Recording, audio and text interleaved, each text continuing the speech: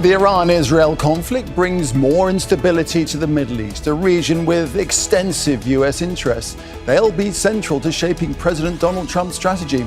So what's at stake for Washington, and the pros and cons for Trump of further involvement? This is Inside Story.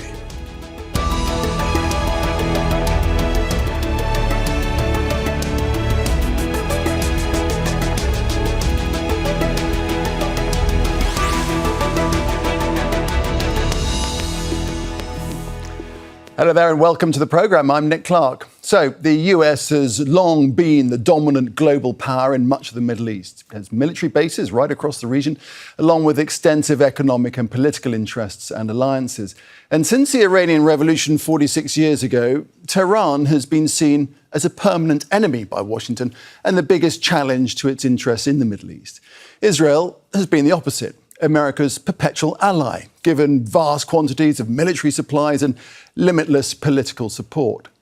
The Iran-Israel conflict now opens up a new front, with Israel demanding deeper US military involvement. So what will that mean for US concerns in the region, and what are the risks for America? And how will this shape Donald Trump's thinking and strategy? We'll get to our guests in just a moment, but first this report from Barbara Angopa.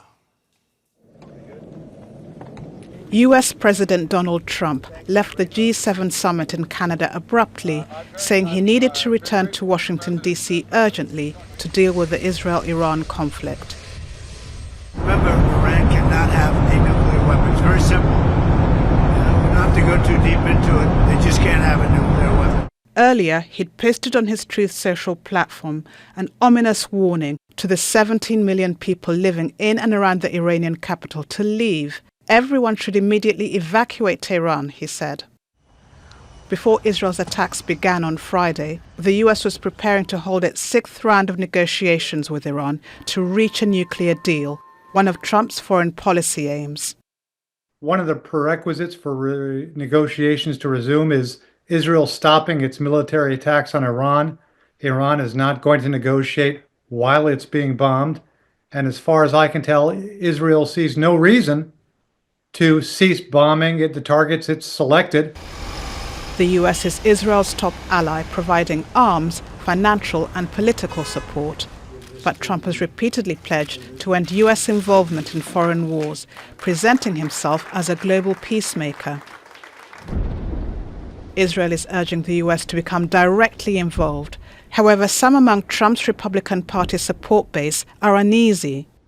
I think, they're engaged in a war ultimately about regime change that's bound to fail. And I hope the Trump administration recognizes that and keeps the United States out of it. Iran, since the Islamic Revolution, has been seen as an enemy of the US. But attacks on a long-term adversary brings risks for Washington too. Further turmoil in a region already racked with multiple conflicts will mean more political instability with human cost and unpredictable outcomes. The area is of vital importance to world energy supplies, threats to which the US will want to contain. Israel has attacked Iran's South Pass gas fields, while Iranian state media and a senior politician have said that possibly closing the Strait of Hormuz is under consideration. It's a vital waterway, not just for oil supplies, but for global trade too. That particular Hormuz, the pathway, is not only for oil. All the rest of the trade, also those particular containers and ships that go past that path. President Trump will be weighing up what the US interests are in this conflict. The decisions he makes are likely to be central to what happens next. Barbara Angopa for Inside Story.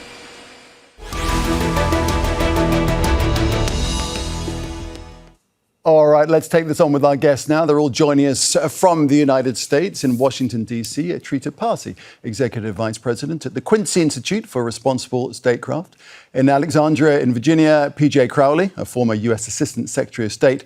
And also in Washington, D.C., Niall Stanage, White House columnist at The Hill newspaper. A warm welcome to all of you. P.J., I'd like to start with you, if I can. I'm wondering, is this just a two-dimensional choice for the US administration here, i.e. end the war or enter it? Or is there a kind of near-term middle road of waiting to see what happens before committing one way or the other? Well, at least that has been, Nick, the choice that the Trump administration has made up until now, to more or less stay on the sidelines. And everything that Israel has done in recent days is supportive of U.S. regional policy objectives. But we perhaps are reaching a strategic fork in the road, where the president will have to make a choice. Now, he seems to believe that there's the opportunity to use the Israeli military campaign to restart the negotiations that had stalled, prior to, Israeli bombs dropping on Iran. You can take your view of whether that's practical or not.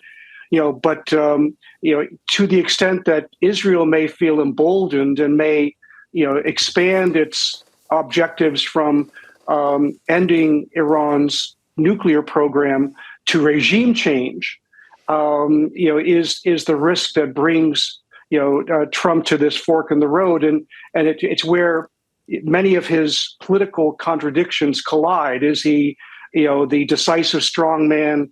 Is he the consummate deal maker? Is he the peacemaker who wants no part of future, wars in the Middle East? He's going to have to make a choice, and those choices have both strategic and political consequences. Niall, as you observe things there on Capitol Hill, at this fork in the road for Donald Trump, what will be his calculations? What are the pros and cons of which direction he takes? I think the pros and cons are largely to do with the divisions within the modern day Republican Party and conservative movement. Because, of course, on the one hand, you do have what are, I guess, termed traditional Republicans, or people of a more interventionist perspective, detractors would say neocon perspective, who are favouring, a muscular United States around the world, defending not only Israel but other American interests in as assertive a way as possible. But in addition to that, in Mr. Trump's MAGA movement, you have actually a lot of skepticism of that idea. You have a lot of people who have been, I think, worn down by the US wars in Iraq and Afghanistan. And so we have seen figures like Marjorie Taylor Greene, who's about as far to the right as you can get, complaining about people, and this is her word, slobbering to get the United States into a war with Iran. So the path that Trump has to navigate is somehow either between those two poles or deciding which of them is more favourable to him. And Trita, he did, of course, campaign on no war, no involvement in foreign wars, didn't he? He certainly did. And we have seen outrage in his America First base for not just, what he seems to be about to do now, but for the previous step, which was to give a green or yellow light to the Israelis to start this war in the first place. He so far has been quite indifferent to that, but major voices in that movement, from Steve Bannon to Tucker Carlson and others, have voiced, categorical opposition to this and pointed out that this is exactly what they were against and why they wanted Trump to become president. And I think it's important to understand, in their view, it's not just because of the disaster of Iraq and everything else that haunts this, but also because they believe that the domestic agenda of Trump will be sacrificed because of this war, because it will be all-consuming and will destroy his presidency. And PJ Crowley, there are parallels, aren't there, to be drawn with Iraq to a degree, aren't there? Because it was a case of unproven and incorrect allegations of weapons of mass destruction. Here, it's Iran's nuclear capability in question. Right. And for the Israelis, the first question is, can you bomb Iran sufficiently to either degrade its nuclear capability? You can probably do that, which pushes off the prospect of Iran racing to a weapon. But you're exactly in the Iraqi dilemma that the Clinton administration, the Bush administration, faced 25 years ago, is if you do start to, if the United States is drawn in, to the military campaign because it has the bunker busters to go after the Fordo complex. Once you start bombing, when do you stop? And when you stop, how can you be sure that you've ended Iran's capability? You may have ended their capability. You haven't necessarily ended their knowledge, to reconstitute at some point in time. So you're expressly in the dilemma that the Bush administration faced. And ultimately, as we know, they talked themselves into invading Iraq, and we're still dealing with the consequences of that. And Trita, you talked about just a second ago about what he looks likely to do. Is that what you're thinking that Trump's thinking may be, that, if Israel wants to pierce the heart of Iran's nuclear program, it's the US that needs to provide that capability to do so, to provide the bunker busting capability? Well, if that is the case, then it's unclear as to why he's asking Tehran to be evacuated, because that's not where the Fordo plant is. Calling for Tehran to be evacuated goes in line with the Israeli plan, which has clearly just shifted to regime collapse at this point, in which they believe that evacuating Tehran and then starting to target major government agencies and centers over there is what they need to do in order to collapse the regime. And I want to make a clear distinction between regime change and regime collapse. Regime change is what the United States did in Iraq, in which it was a plan to go in and a plan to set up a new government. There is no such plan to set up a new government in Iran. There's a plan to just collapse the government and then let the chaos fester. Niall, to what degree do you think does either side's capability factor in here? You've got Iran's missile arsenal on one side versus Israel's ability to knock them out of the sky, and it could well be that they're running out of interceptors. I don't think there's really a whole lot of doubt at this point that Israel, of course, underwritten by the United States, has the military superiority here. I mean, it has been pretty startling how fast the Israelis have established air superiority over Tehran. Now, that obviously does not prevent Tehran from perhaps striking back at the US if the US got involved in some asymmetrical way by, for example, one of its proxies carrying out some kind of action against US interests. But, I don't think from Trump's perspective, this is really about balancing the military capabilities in terms of raw military might. It's much more about the political implications. And as Trita mentioned, the potential for a conflagration in the Middle East to disrupt and distract from his domestic agenda. And on regime change, PJ Crowley, the concept of doing so, that would help with some within the Trump administration and the long avowed wish of many within the United States and certainly within Israel of enacting that process, of making it happen, of changing the leadership in Iran. And that's part of the dilemma of Trump's future choices. We are seeing an Iran that has been weakened over the past 20 months, by the loss of its proxies or the weakening of its proxies from Hamas to Hezbollah, the evacuation of the Assad regime to Moscow, and now Israel having tremendous freedom of action in the skies over Tehran. But the dilemma, for President Trump is, I think he really, really, really wants a better nuclear deal. He's had that aspiration in the first term when he withdrew from the Obama agreement and said there was a better deal in the offing, and over the several years since, one has not materialized. So he may think he can take advantage of the Israeli coercive strikes, to bring Iran back to the negotiating table. Okay, fine. But to the conservatives on the Hill that Niall referred to, they probably think at this point there's a historic opportunity, for, as Trita said, regime collapse. And so in that respect, a prospective second nuclear deal could be seen as offering the Ayatollah a lifeline. So we're at this point where whatever choice Trump makes, there's potential strategic gains, but there's also political risk. Trita, from family experience the impacts of an authoritarian regime in Iran. You moved from the country at the age of 4 to Sweden, I think it wasn't it, to escape political repression. What is your sense of reality on the ground in Iran today, the sentiment for a change of leadership? Let me first just add one other point where I may differ a little bit with PJ and Neil, is that I do think that the Iranian ability to strike Israel has actually deeply surprised the Israelis. And there's a key reason as to why they so quickly turned to Trump and said, despite the fact that we asked you to give us a green light, that we would be able to do it, why don't you step in and help us? Because we have seen, and I have to say, though, there's a lot of images that are not coming out because of censorship in Israel, particularly over the last 24 hours. So I think there has been a bit of a shock on the Israeli side, the extent to which the Iranian missiles are getting through their air defense system, the extent to which it's degrading those systems.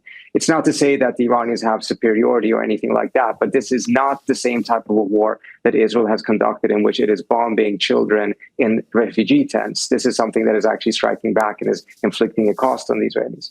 In regards to the situation inside of Iran, the regime is tremendously unpopular, and it has been particularly unpopular in the last 2-3 years because of the protests after they killed Mahsa Amini. But we are seeing a significant rallying around the flag moment right now inside the country. And I want to emphasize rallying around the flag, not rallying around the regime. It's a big difference, similar to what happened in Israel after October 7th. There was a rallying around the flag, not a rallying around Netanyahu. I would see that there are some parallels there. I'm personally a bit surprised by the extent and the strength of it, precisely because the regime has been so unpopular.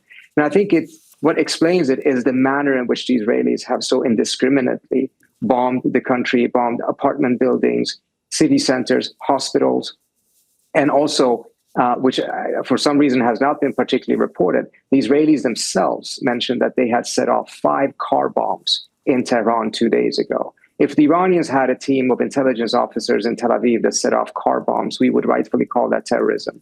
But in this case, we're hardly talking about it at all. Yeah, interesting. Niall, another important factor in all of this, of course, is the economic implications of this spiraling, and that's something that Trump would have to take into account. Oh, very much so. And I think this gets to actually the bigger picture here, Nick, which is, we're having, if I may say so, a very intelligent, nuanced discussion here. But at risk of stating the obvious, Donald Trump is not a guy who's poring over think tank reports or white papers or really looking in minute detail at the world at large.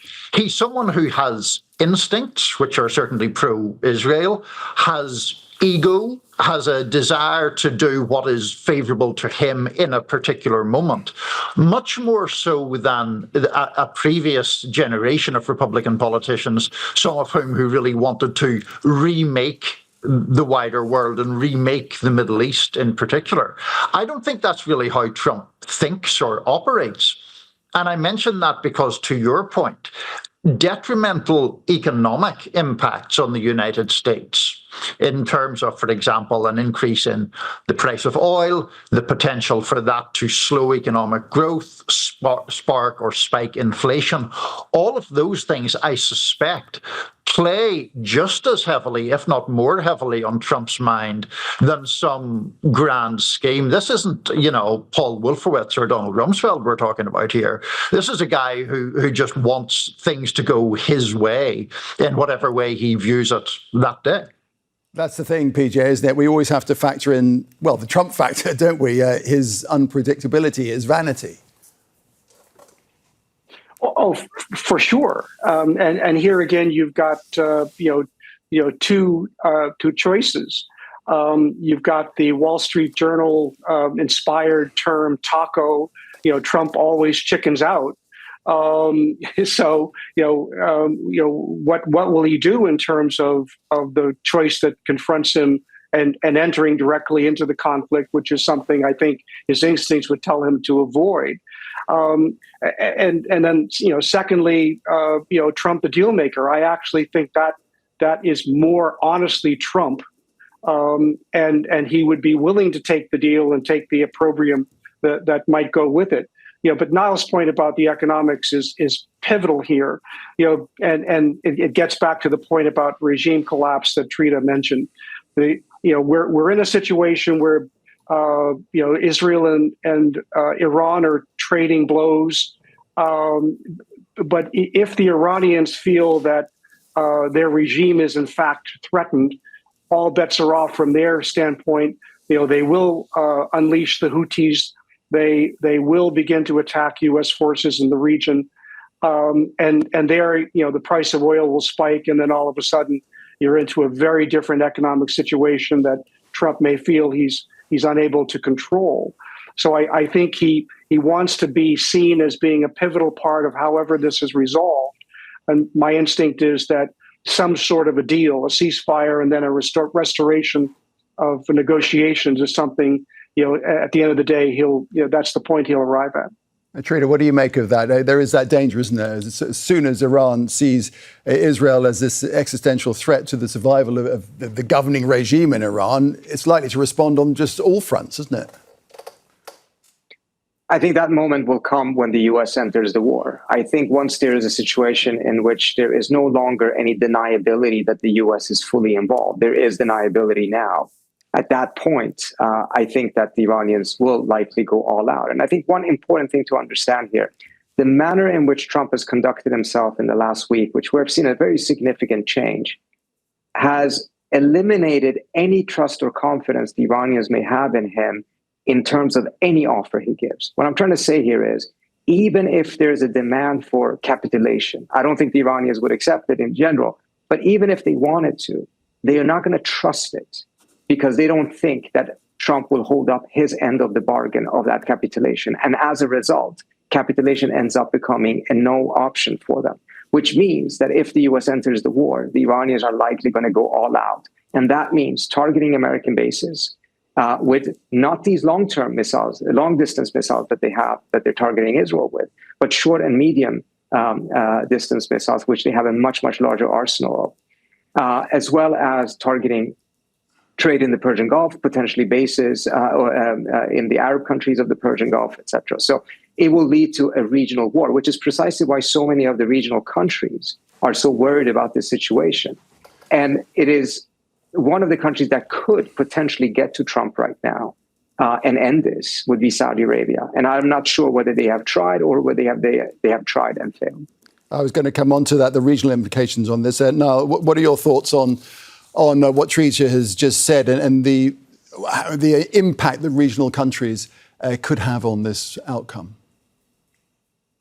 It really could have an impact. Now, I would about Trita's knowledge about the broader dynamics there in terms of nations like Saudi Arabia, which obviously have a rivalry with Iran, but also their own economic interests in the whole region not going up in flames. It doesn't seem to me from this distance that any of those nations are exactly rushing to Iran's aid right now, but I certainly take the point that they have a self-interest in the situation not going completely off the rails. And part of the question, of course, is whether they can prevail upon Trump, because some of those nations, not least Saudi Arabia and Qatar, and to some extent the UAE, a lot of these places have business relationships, at least with the Trump family. He has been really quite kind, if you want to use that word, in his rhetoric toward them. So is there some avenue in that regard toward at least a ceasefire, if not a complete settlement? Maybe, but that's as far as I would go to say maybe. Yeah, PJ, what do you think? If there is a ceasefire, if there is a proposal on the table, do you think the Israeli assault would end if Iran agreed to strict curbs, greater curbs than we have had already on its nuclear program? Well, this is the dilemma posed by Benjamin Netanyahu. He has had a good 20 months after having a devastating moment in October, 2023, but he has chosen at each fork in the road to expand the conflict, to push off an inevitable day of political reckoning that is coming for him. And so, yet again, having expanded the conflict from Gaza into Lebanon, from Lebanon into Syria now, into Iran, he's going to be governed by his own political calculations, and they are very different than Donald Trump's. He will get to, as to how this ends, Benjamin Netanyahu will have perhaps the most decisive vote. Finally, Trita, your view, your instinct, what's your sense of which way this is likely to go?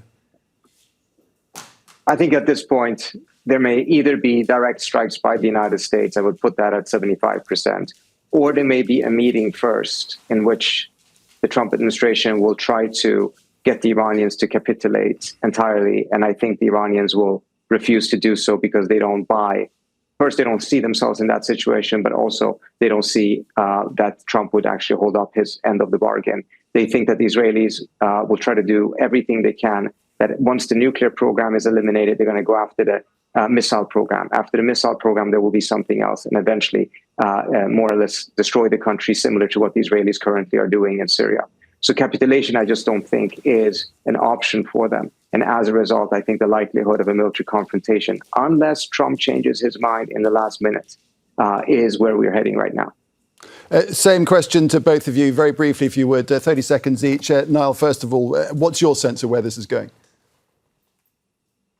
Going in a bad direction overall. I think that the saving grace in a way might be the topic that we've spoken about previously here, the potential for a wider conflict in the Middle East to negatively impact the United States at home. I think that's what Trump cares about. I think he cares about it because it affects his fortunes politically and otherwise.